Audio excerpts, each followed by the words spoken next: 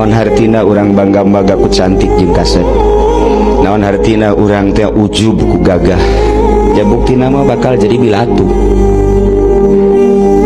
Ieu mah keur carita urang maot di jero kuburan, sanggeus maot ditalkin la ilaha illallah wahdahu la syarika lah lahul mulku wa lahul hamdu yuhyi wa yumiitu wa huwa hayyun daimun la yamutu bi yadihil khair wa huwa ala kulli syai'in qadir. Urang udah nyekeli kullu nafsin dha'iqatul maut wa innama tuwaffawna ujurakum yawmal qiyamah faman zuhziha 'anil nari wa udkhilal jannata faqad faz wa mal hayatud dunya illa mata'ul ghurur.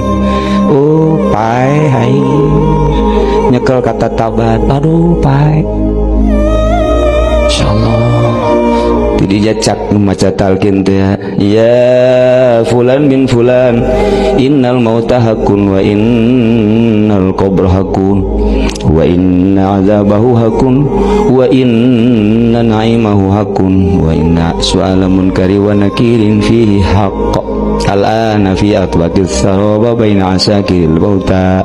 Terus aditu cek urang mah wahai fulan bin fulan paeh eta adalah nyata jeung bener, kubur eta adalah nyata jeung bener, kesenangan kubur teh nyata jeung bener, siksa kubur teh nyata jeung bener, teu saha pasti bakal mengalami.